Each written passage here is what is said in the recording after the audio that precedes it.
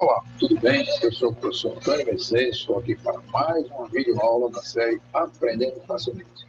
Desta feita de Contabilidade Avançada, videoaula 5, métodos de avaliação de investimento, investimentos permanentes, aula importantíssima para o entendimento das aulas 6 e 7. Aqui nós vamos ver conceitos básicos e fundamentos. De suma importância essa aula para você, que é aluno do curso de licenciatura, para você que está se preparando para concurso público, para você de aluno também de administração, quer entender um pouco mais de contabilidade, de economia também, e para você que quer aprimorar mais seus conhecimentos nesta área. Vamos lá para a nossa agendinha de hoje. Então, investimentos permanentes, conceitos básicos e fundamentos, série Aprendendo Facilmente, videoaula 5. Falar de aplicações de recursos, conceitos básicos e fundamentos, aí com relação à participação societária, seus objetivos, sociedade de responsabilidade limitada, ações voluntárias e preferenciais, valor nominal e valor patrimonial, valor de subscrição e integralização, valor de mercado, participação societária, conceitos de coligadas e controladas, sociedades controladas, sociedades coligadas e leituras recomendadas. Né? Interessante que em determinados itens dessa agenda nós apresentamos também exemplos de assimilação ou exercícios de assimilação para você solidificar mais os conhecimentos. Se você está gostando dessa aula, engaje mais, deixe seu like, é importante, sua joinha, evidentemente se inscreva, divulgue nas suas redes sociais, participe do crescimento do canal, ajude o crescimento do canal, é importante para atender mais pessoas que precisam desse conhecimento. Qualquer dúvida também você pode mandar para o meu e-mail, amabc@gmail.com. De suma importância a sua participação, quer seja sugestões, comentários, ou também você pode fazer seu comentário na própria videoaula, certo? Isso fica a seu critério. Vamos para os assuntos, né? Então, veja, investimentos permanentes, conceitos básicos e fundamentos. Né? Observe que a riqueza própria em excesso e a disponibilidade também em excesso é importante que eu aplique. Como nós vimos lá em outros videoaulas, que eu posso ter aplicações financeiras de liquidez imediata, investimentos temporários e agora investimentos permanentes, que é o assunto de hoje. Né? Então, está lá no ativo não circulante investimento, essa aplicação de recursos aqui. É uma aula preparatória para você entender o método de equivalência patrimonial que está aqui e o método de custo de aquisição. São duas aulas que vêm a seguir, videoaula 6 e videoaula 7. Com importância vital que a gente tenha toda a atenção a esses conceitos básicos e fundamentos. Para tal, nós vamos ter uma legislação. Infelizmente, é uma legislação extensa, aqui no Brasil, como toda legislação é extensa, né? E às vezes até muito complexa e hermética, né? Que nós tentamos desmistificar isso, esclarecer cada item o máximo possível, né? A nossa função é essa. Então, a Lei 4.404, artigo 243 e 248, atualizada pelas leis 11.638 e 11.941, nome 2007-2008, e pela CPC número 18. Então, vamos citar isso aqui, né? Também é importante que essa legislação ela serve também para a videoaula 6 e videoaula 7, como eu estava comentando, né? A CPC número 18, aprovada também pela resolução 1241 de 2009, alterações introduzidas pela resolução também 408 de 2012 e pela deliberação CVM 696 de 2012. E instrução CVM 247 de 96, 247 de 1996, com alterações introduzidas pelas outras instruções da CVM também, Comissão de Valores Mobiliários, 269, 97, 295, 98, 464 de 2008 e 469 também de 2008, de importância vital. E também o decreto 3.000 de 99, que é o artigo 384 do Regulamento do Imposto de Renda, que também tem algumas considerações, né, principalmente em relação a exatamente o custo, método de custo de aquisição, né? Método de custo de aquisição. Participação societária, vamos ver cada conceito. Aplicações de recursos em empresa, agora vou denominar investidora, que efetua na aquisição ações ou cotas de outra empresa chamada investidor, né? Então, vamos procurar seguir exatamente toda a regulação para esclarecer cada item dele. Esse é o conceito de participação societária. Qual é o objetivo maior da participação societária? Primeiro, garantir atividade complementar, fornecimento de matéria-prima, tecnologia e serviços. Às vezes você investe numa empresa porque você quer que essa empresa, sua fornecedora de matéria-prima, de tecnologia, de serviços, você quer que isso seja perene. Para isso você tem todo o cuidado em manter essa empresa, para isso você investe nessa empresa. Aumentar a participação no mercado, quer dizer, criar mais braços de atuação e manter um cliente estratégico, né? Então, às vezes você precisa de participação societária visando esses três grandes objetivos. Isso não quer dizer que só são esses são os mais importantes, para aquele que denota mais a participação societária de uma empresa em outra, né?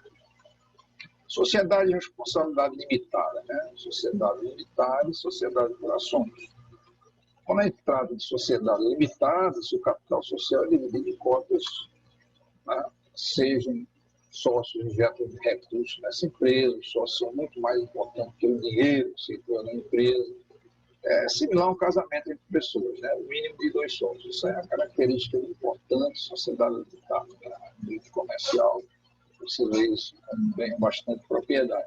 Sociedades por ações, o capital é dividido em ações. Aí tem ações preferenciais, aquelas que apenas o lucro é importante para quem está investindo, e ações ordinárias, que é o poder de voto, né?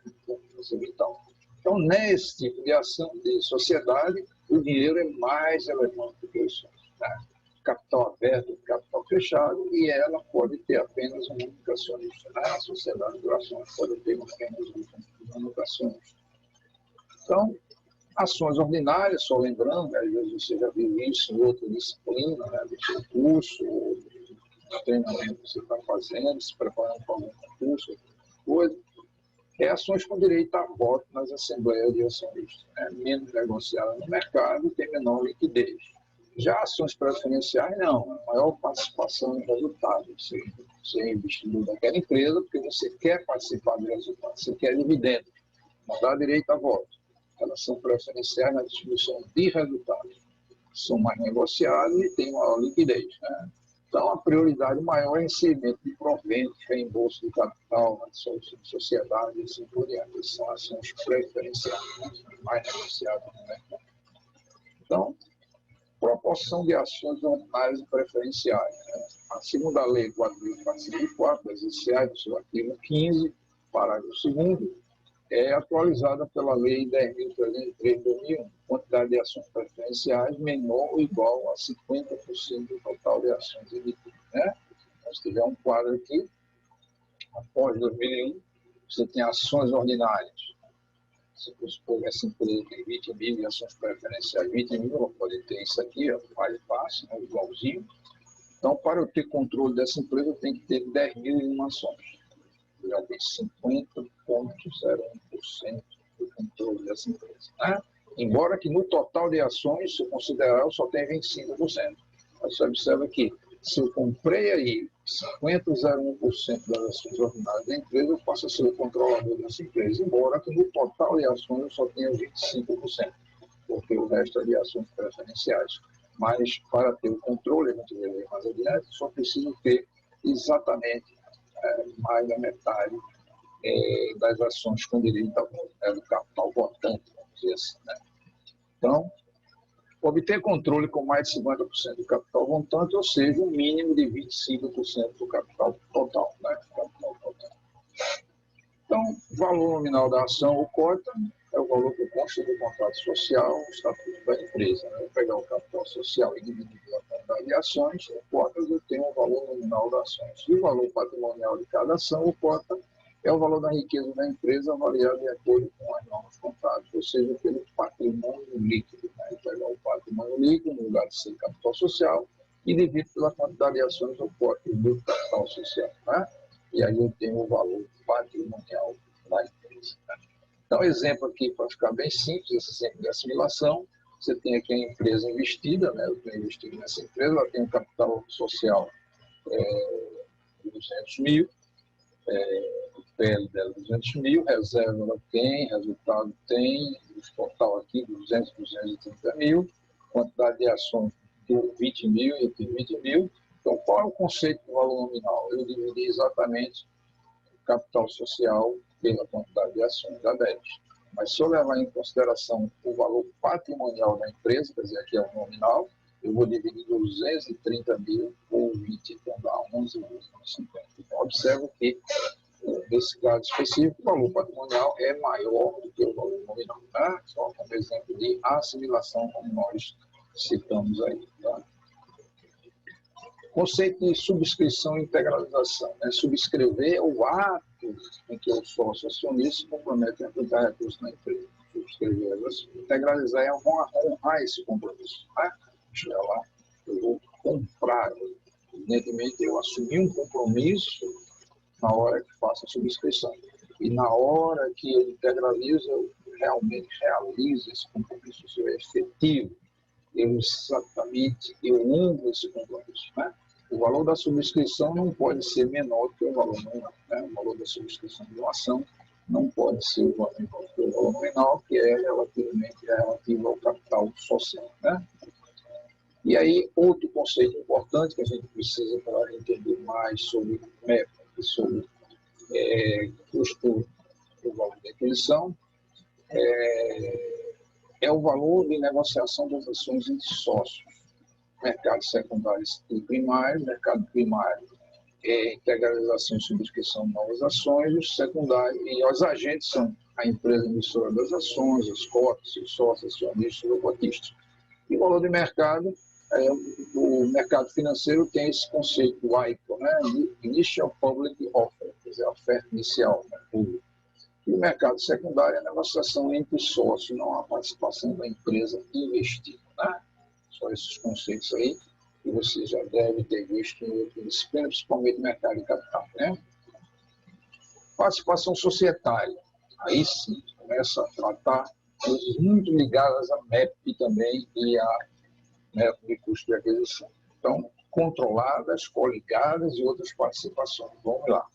Fatores relevantes para a classificação é a quantidade, tipo de ações ou cotas que a investidora detém no capital da investida, né?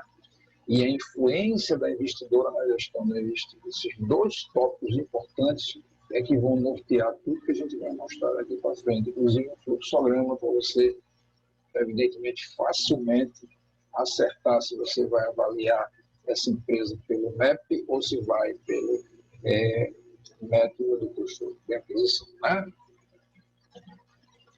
Então, vamos lá. Investimento em coligada e controlada. MEP, o valor inicial do custo de aquisição, e daí para frente você tem todos os ajustes necessários e suficientes para representar, evidentemente, a atribuição do investidor das alterações que houve no ativo líquido da investida. Né?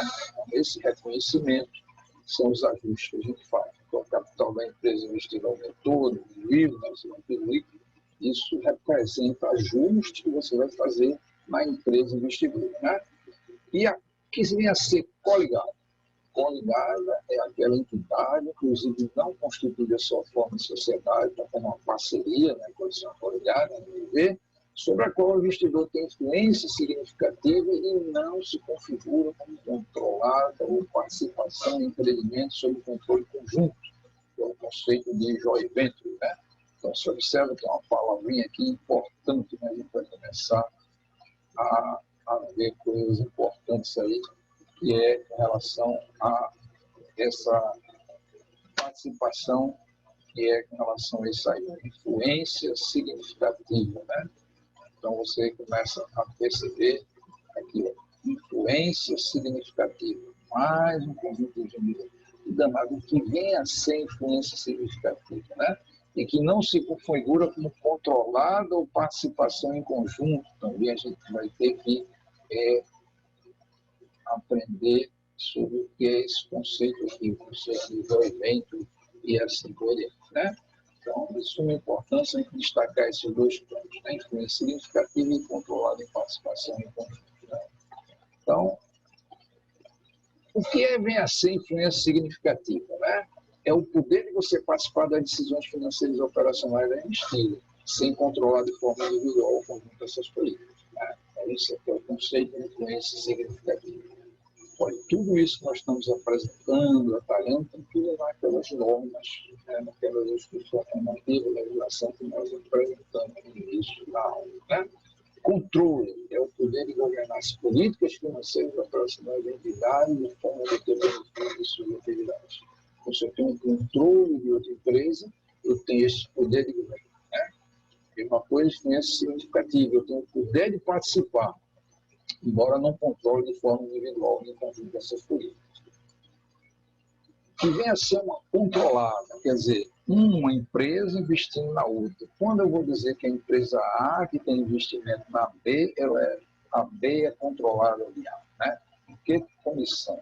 A entidade tem naquela não constituída sob forma de sociedade, tal como uma parceria, na qual a controladora, quer dizer, a empresa A, no caso que eu estou citando, né, diretamente ou por meio de outras controladas, porque você vai ver que eu posso ter o controle direto e o controle indireto, é titular de sócio que lhe assegura de modo permanente preponderância nas deliberações sociais e poder de eleger a maioria dos administradores.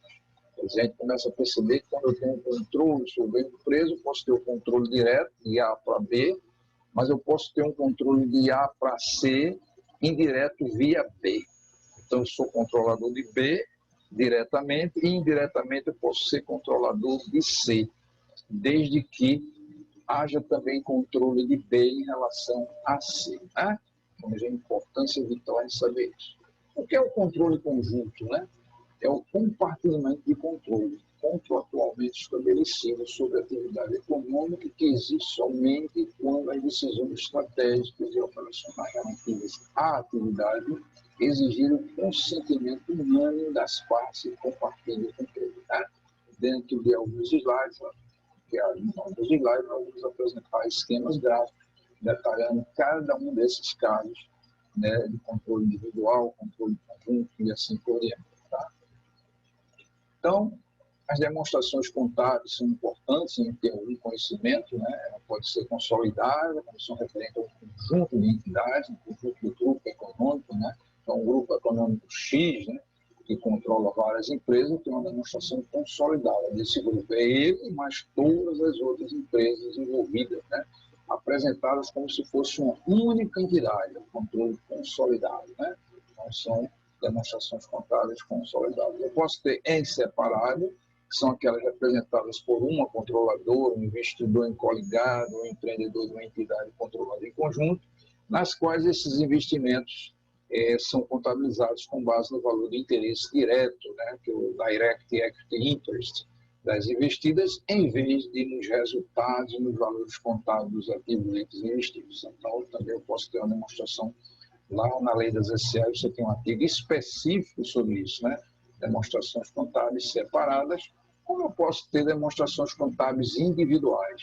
As demonstrações contábeis individuais são a representação estruturada da posição patrimonial e financeira do desempenho da entidade, que é muito comum quando você está estudando contabilidade, lá na área contabilidade básica, introdutória, intermediária, você vê somente mais, são demonstrações contábeis individuais, quer dizer, empresa A, empresa B, empresa C, assim por diante.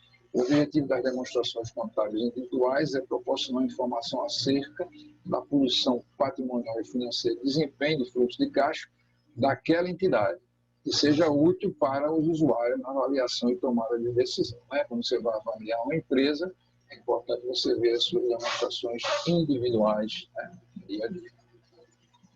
Então, o conceito de sociedades controladas, né? Então, o controle e a controlada. Né? Se eu tenho a controlada, é porque eu tenho um controle através de uma controladora.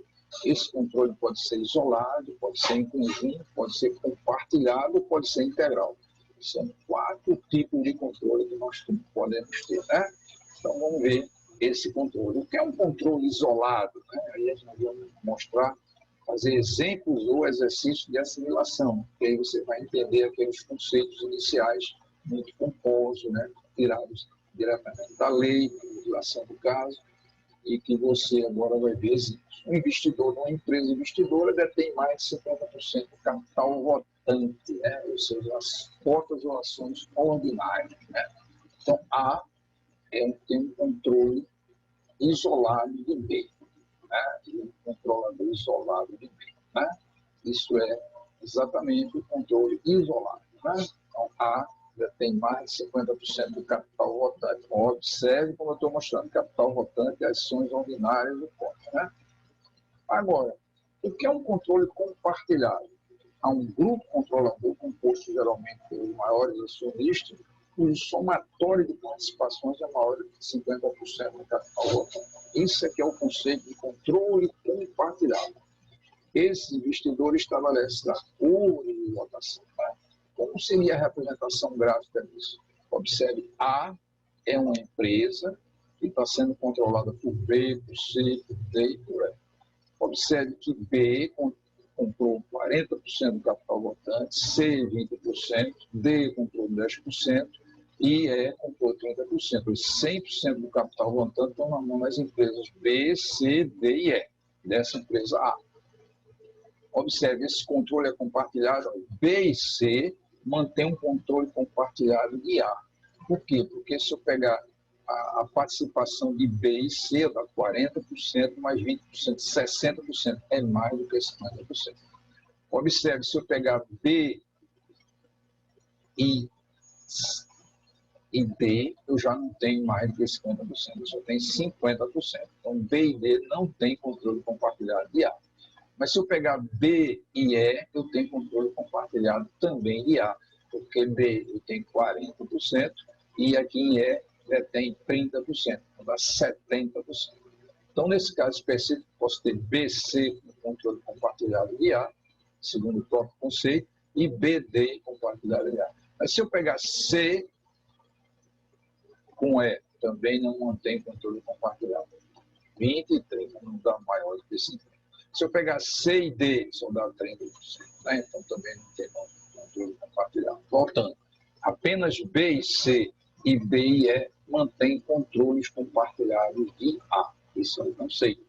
Então, qualquer acordo aí na votação, eles fazem acordo de votação. Né? Ok? Então, está aí o conceito de controle compartilhado.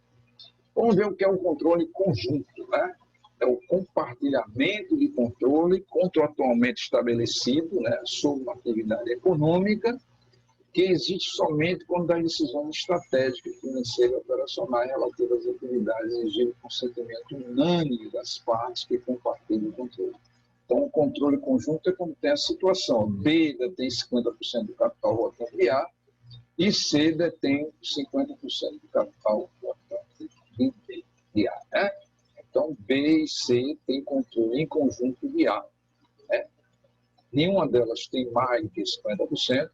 Você observa que no caso anterior, que nós vimos o exemplo, individualmente nenhuma tem controle total sobre a empresa A, nem B, nem C, nem D, nem E. Né? Só voltando aqui para a gente, olha, B, C, D e E. Nenhuma delas individualmente tem controle sobre, integral no caso especificamente, sobre a letra, sobre a empresa A. Nenhum controle, nem B, nem C, né? Mas em conjunto, né, eles mantêm esse controle compartilhado. Já aqui, você só tem B e C. B detém 50% de A, do capital votante, e C, 50% do capital votante. Então, ele tem um controle em conjunto. Né? As decisões, evidentemente, precisam de consentimento unânime das partes que compartilham esse controle. Né? Às vezes, até é difícil de você decidir alguma coisa quando há uma divergência total entre B e C. Né? Interessante, né? E agora tem um controle integral. É quando a totalidade das ações da empresa pertence a um único grupo investidor, né? A um único investidor. Neste caso, a controlada é classificada como controlada ou subsidiária integral. É muito comum você ver isso nas revistas, especialidades, jornais e tudo mais, falando de subsidiária integral, ou seja, ela tem um controle integral. A investida não pode ser limitada. Então, se eu tenho aqui o controle integral sobre B, eu tenho 100% do capital votante de B. Então, nesse caso, B não pode ser uma limitada, né? Tá? Esse é um SA.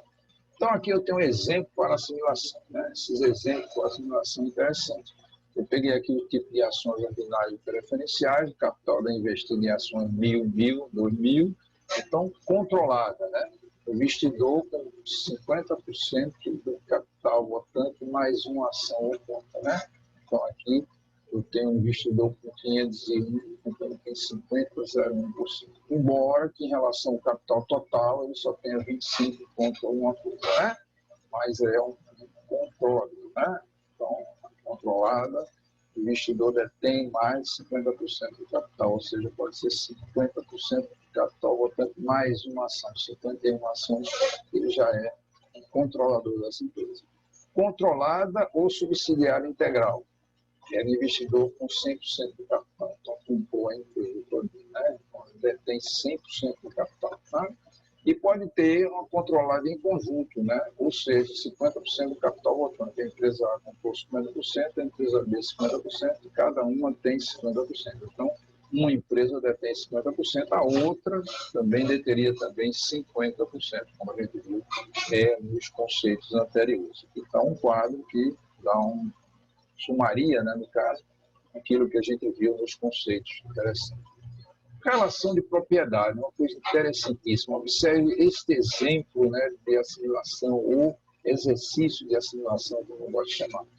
Então, A detém 60% do capital votante de B, por sua vez, B detém 60% do capital votante de C, C detém 60% do capital votante de D e, evidentemente, D detém 60% do capital votante de I, né? Então, aí a gente consegue ver o que é controle direto e o que é controle indireto, né? Então, a gente começa a perceber isso. Então, A controla B, A controla C, A controla E, de que maneira, né? De maneira direta ou indireta, né? Então, o controle direto e indireto está aí, né? Então, qual é a relação de propriedade para A em relação a E, né? Os dois extremos, né? A em relação a E. Você vai ver o seguinte, ó. A detém 60%, e 60%, e 60%, e 60%. Na verdade, A detém 12,96% do controle de E, né? Vamos supor aí só o capital votante, no caso, por exemplo, né? Então, 12,96% do capital votante de E é controlada indiretamente por A, através das relações do B, C, D. Então, você observa que se eu ver aqui E em relação a D, D tem um controle de 60%. Então, aqui eu tenho uma controlada, né? Um controlador e uma controlada. C em relação a D também controla, né? C controla D. B controla C e A controla B. Então, você começa a ver que aqui eu tenho controles diretos e eu tenho controles indiretos, né? No caso AE, eu tenho um controle indireto, né? Através de todas as outras linhas controladas também indiretamente e diretamente. No caso A para B, eu tenho um controle direto, mas de A para C eu tenho um controle indireto, né? Em A para C eu teria 60%, e 60% eu teria 36% do controle de C, indiretamente, né? Ok? Então, está aí o conceito de controle direto e indireto, um exemplo que você pode ter. E muitos exercícios que nós vamos apresentar depois lá no módulo que é solução de questões, né? Resolução de questões. E vai ter tem um módulo específico, tem um módulo correspondente à aprendizagem, né? Facilmente, e tem um módulo voltado só para a resolução de questões. Nós vamos apresentar algumas questões importantíssimo com relação a esse assunto lá no SQE, né? Sociedade coligadas ainda, né? A entidade sobre a qual a investida mantém influência significativa sem controlar. Então, voltando à influência significativa, a existência de poder de participar nas decisões financeiras operacionais da investida, mas existe também uma coisa interessante na legislação, que é a presunção da influência significativa, né? A entidade possui 20% ou mais de poder de voto na investida, né? Presunção de influência significativa. Possui 20% ou mais de poder de voto na investida. E aí nós vamos ver o seguinte, quais são as formas de influência significativa ditadas pela CPC número 18, né? Primeiro, participação nas suas deliberações sociais, com existência a existência de administradores incomuns, assim por diante. Poder eleger ou destituir um ou mais de seus administradores, também é importante isso, né? Outra, volume de transações, né, relevante, inclusive com fornecimento de assistência técnica, informações técnicas essenciais para a atividade da investidora. Você tem uma empresa que é ligada a outra e você tem transações importantes de assistência técnica, assistência de informações de atividades de investimento e tudo mais. Isso aqui é importante, né? Então, na verdade, essa empresa ela está ajudando a outra, né, no desenvolvimento das suas atividades. Então, isso pode ter uma influência significativa. Por quê? Porque a qualquer momento, se ela deixar de ajudar, pode ter um prejuízo, né, para aquela empresa. Significativa dependência tecnológica e econômica. Às vezes você tem empresas que dependem tecnologicamente da outra. Então, é importante que a investidora, né, aporte recursos nessa empresa, e com isso tem uma influência significativa. Recebimento permanente de informações contábeis detalhadas, bem como um plano de investimento, né? Se eu acompanho de par em passo o andamento de outra empresa, no sentido de entender os seus planos de investimento, que eu possa até colaborar com isso, eu tenho uma influência significativa. Uso comum de recursos materiais, tecnológicos, humanos, até para você, evidentemente, evitar desperdício, otimizar a utilização de recursos. Às vezes você tem uma obra que você tem empresas que usam recursos materiais comuns, é usado para as duas obras, né? Inclusive recursos humanos, ou seja, pessoas, no caso, especificamente, você tem aí também o conceito de influência significativa. Tudo isso ditado pela CPC, número 18, né? E forma de influência significativa, segundo essa CVM, olha lá, é a CPN, a CPV, a CPC 18. Aqui é a CVM 24796. Ela fala representação no Conselho de Administração da Diretoria da Investida, participação no processo de elaboração de política, inclusive dividendos de gestão, operações materiais entre investidor e investido. Está vendo? Algumas coisas são bem similares, o que diz o CPC 18 e o que diz a CVM 247. Intercâmbio de diretores e gerentes, também lá é tratado, e fornecimento de informações técnicas essenciais também era tratado, né? Então, você veja que há uma maneira nova de escrever isso aí, porque uma ocorreu antes e depois da outra, né? Primeiro teve a CVM 24796 e CPC é uma coisa mais recente, mas a maneira de escrever é diferente, mas no final está dizendo a mesmíssima coisa, né? Se for observar. Então, segundo a CVM 24796, o artigo 2, ele diz uma coisa importante, né? Que muitos livros nem tratam isso.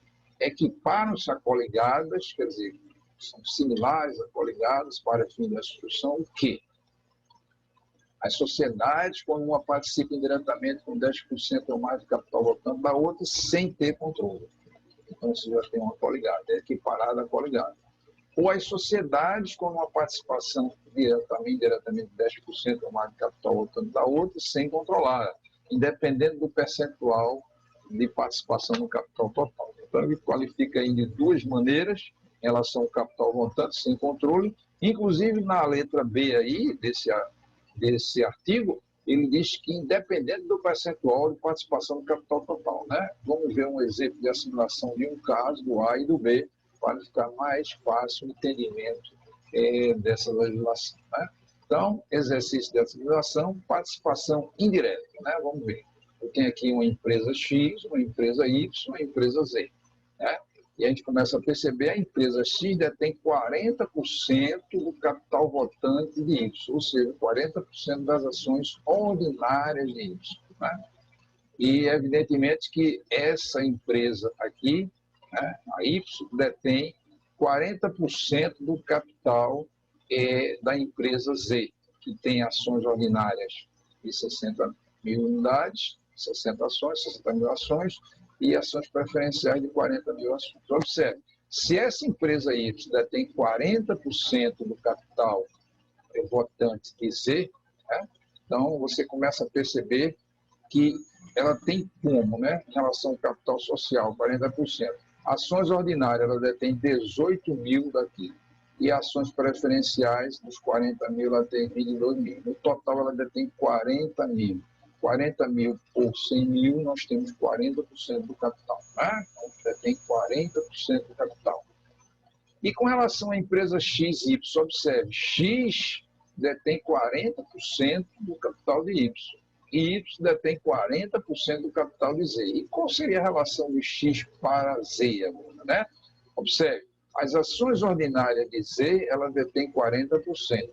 Aí, na verdade, ela vai deter 40% via, indiretamente a essa, 40%, né, de 18 mil. Quer dizer, ela tem 40% dessas a dessa. Qual a relação dessa com essa, né? Então, 40% de 18 mil. 40% de 18 mil é 7.200 ações. Com relação a ações preferenciais, né? Então, você tem 40% de 22 mil. Então, 40% de 22 mil dá 8 mil. Né? Se eu somar os dois, eu detenho dizer, via, evidentemente, Y, 16 mil ações. 16 mil ações. Né? Então, eu tenho 40% dessa empresa Y, né? Que, por acaso, Y detém 40% do capital de Z, e, indiretamente, eu tenho, evidentemente, 16 mil total de ações da participação indireta, porque na verdade diretamente é aqui, né? Eu poderia até, né, para facilitar isso aqui e tratar isso, né, como se fosse aqui, né? Isso aqui eu tivesse uma participação indireta, como se tivesse pedacinhos aqui, tá vendo? Para não ficar com o mesmo tracejado daqui, eu poderia adotar isso aqui, tá vendo? Fazer aqui uma participação indireta, maneira de ver, outra maneira de ver. Então, a participação direta é de AX para Y, aqui também direta de Y para Z, e indiretamente eu sou participante aqui de Z através de 16 mil, ou seja, 40% de 18 mil, 40% de 22 mil, dá exatamente 16 mil ações, né? Então, eu começo a perceber uma coisa interessante. Qual a participação indireta de X em relação a Z? É 12%, ó, se eu pegar 7.200 e dividir aqui, né, pelos 60 mil, só tem 12,% do meu ativo, né, das minhas ações ordinárias, né, minhas ações capital rotante, no caso, né. Eu tenho 22% das ações preferenciais, ou seja, 22%. Se eu pegar 8.800 dividido por 40 mil, eu tenho só 22% das minhas ações e 16% do capital total, ou seja, 16 mil ações que eu tenho aqui, indiretamente em relação a 100 mil, essa participação é via Y, né?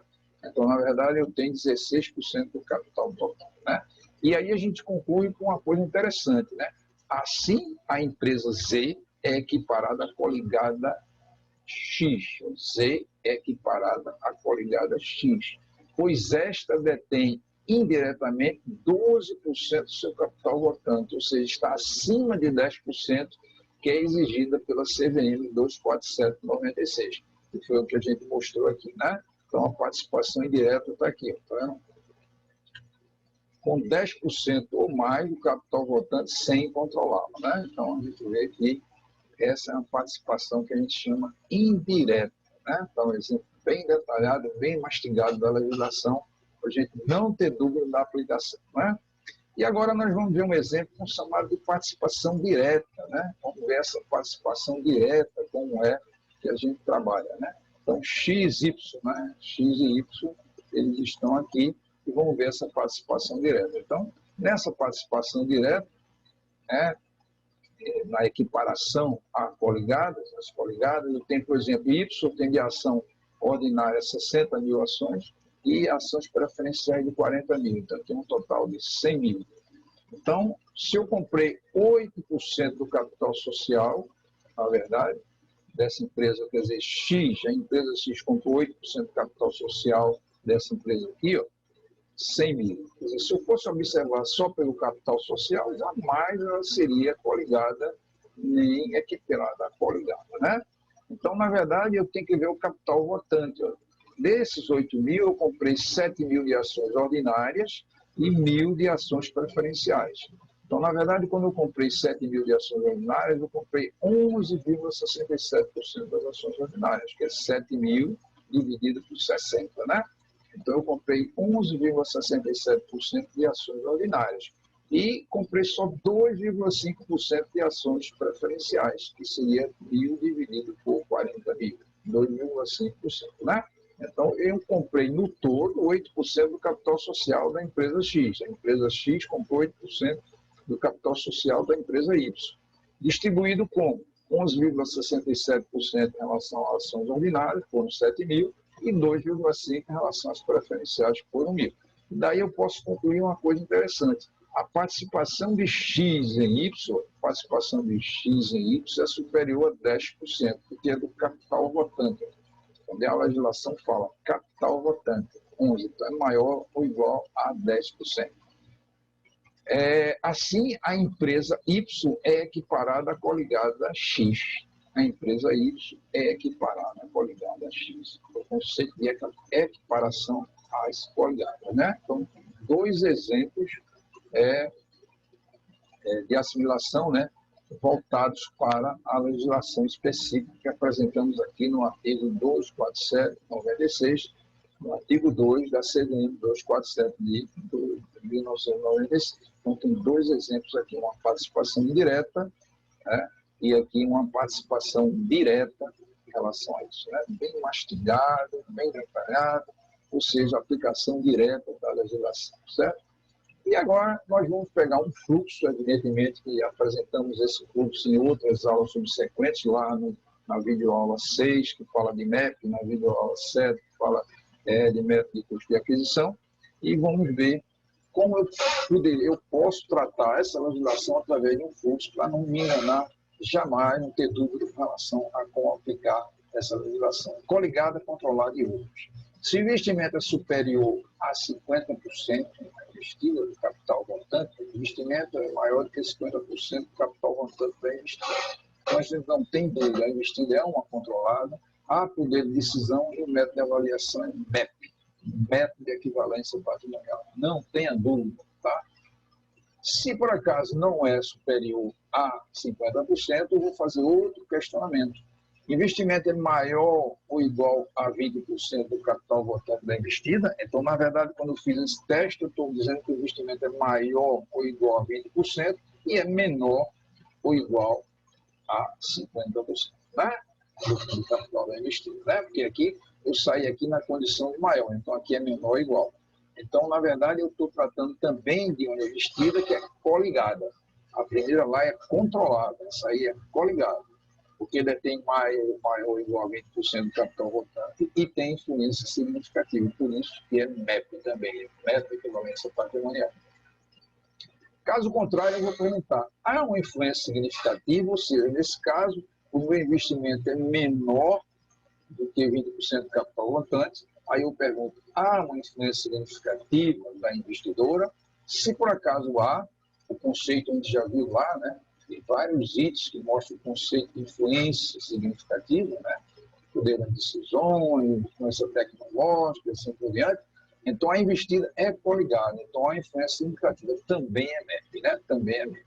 Caso contrário, você fizer esses três testes, não enquadrar nenhum desses casos como controlada, como coligada e, evidentemente, como influência significativa também, você vai ver uma coisa que esse investimento não é coligado nem controlado, é outras participações, ou seja, é método de custo de aquisição, né? Então, nesse caso específico aqui, você tem aqui, pelo MEP, as coligadas, as controladas, pertencentes ao mesmo grupo econômico e controle comum. Tudo isso é avaliado pelo MEP, método de equivalência patrimonial. Caso contrário, é método de custo de aquisição, né? Aqui você tem a Lei 6.404, detalhe lá na aula de MEP, que é justamente a videoaula 6, artigo 248, CP6 e CVM, e aqui você vai ter também na videoaula 7, que é a Lei 4.404, 6.404, 76, artigo 183, né, inciso 3, e o regulamento de imposto de renda. Então, aqui nesse caso específico, seria investida, não é coligada, não é controlada, são classificados como outras participações. Quer dizer, não se enquadra nem como controlada, nem coligada, nem significativa específica, né? Então, está aí exatamente um fluxozinho que mostra você como você classificar esse investimento permanente, se vai tratar ele como MEP ou se vai tratar como método de custo de aquisição, né? Veja, como leitura recomendada, é importante o livro do Pérez, é importante um livro recente, bastante atualizado, bastante didático, com muitos exemplos, muitas planilhas, né? Tem muitos assuntos importantes sobre contabilidade avançada. Também tem o livro do Miguel Casagrande e do Álvaro Casagrande, Contabilidade Intermediária e Avançada. Tem capítulos lá de avançado, certo? Isso não quer dizer que tenha tudo de avançada, mas em relação a MEP, ou seja, em relação a investimentos permanentes, tem muita coisa, né? Então, na Saraiva, 2014. E fora isso, tem um livro também, que eu dedico também a vocês, que é importante, eu indico para vocês, que é importante, que é o livro do Francisco Velter e Luiz Lissagem, de Contabilidade Avançada. Ele é muito hermético, mas também é muito completo com relação a tudo que a gente tratou aqui, né? O Lissagem. Quer dizer, eu não recomendo uma primeira leitura para o livro de Contabilidade Avançada do Lissagem, né? Mas, já que você tenha adquirido algum conhecimento, é importante que você leia o Lissagem, porque ele trata de muitos detalhes, é muito detalhista, muito profundo, analisa cada item da legislação, certo? Mas o livro do Pérez e o livro do Miguel Ângelo Casagrande, esses dois livros são muito mais indicados para quem está começando a ler alguma coisa sobre contabilidade avançada, certo? Se você gostou da aula, deixe seu joinha, como é dito aí, seu like da vida, inscreva-se no canal, ajude o crescimento dele. Qualquer dúvida, mande para o meu e-mail, sugestão, algum problema que você está aí com dificuldade de resolver, eu terei imenso prazer em resolver e apresentar para você numa videoaula, certo? E até uma próxima encontro em videoaula. Ok? Muito grato e até breve.